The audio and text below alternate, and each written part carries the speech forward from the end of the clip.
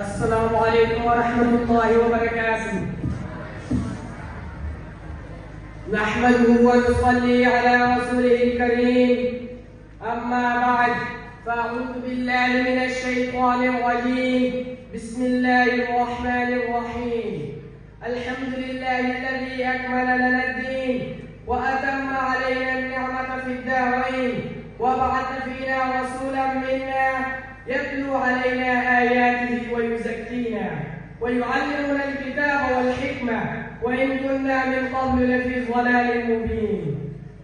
وأشهد أن لا إله إلا الله وحده لا شريك له، شهادة تكون لمن اعتصم بها خير عصمة.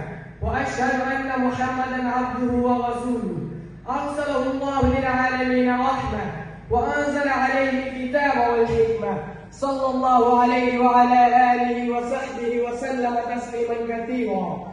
إخوتي المتحابين في الله، إننا اليوم نتحدث عن فضائل الحبيب المصطفى صلى الله عليه وسلم فيما رواه مسلم عن أنس بن مالك رضي الله تعالى عنه قال: قال رسول الله صلى الله عليه وسلم: آتي باب الجنة يوم القيامة فأستفتح فيقول حازم: من أنت؟ فأقول محمد. من أنت؟ فأقول محمد. فيقول: بك أمرت لا أفتح لأحد قبلك.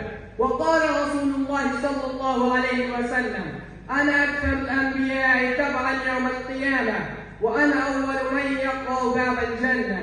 هذا فيض من فيض وقطر من بحر فضائل الرسول صلى الله عليه وسلم، وكأني بالنفوس المؤمنة تطير شوقا وهي تستمع إلى تلك الآيات والأحاديث، تتمنى أن تمثل بين يديه الكريمتين وأن تقدم روحهما رحيقة اللذوذ عنه.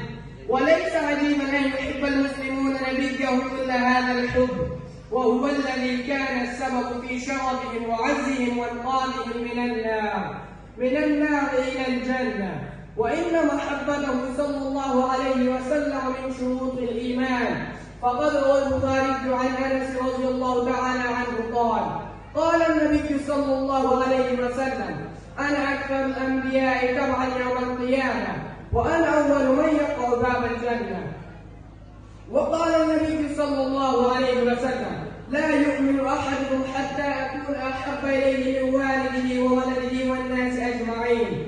كما أن محبته صلى الله عليه وسلم سبب لحصول حلاوة الإيمان، فقد روى البخاري عن أنس رضي الله تعالى عنه قال: قال النبي صلى الله عليه وسلم: لا يؤمن أحدكم حتى أكون أحب إليه من والده وولده والناس أجمعين. كما أن محبته صلى الله عليه وسلم سبب لحصول حلاوة الإيمان. أكتفي بهذه الكلمات، وعليكم السلام ورحمة الله وبركاته.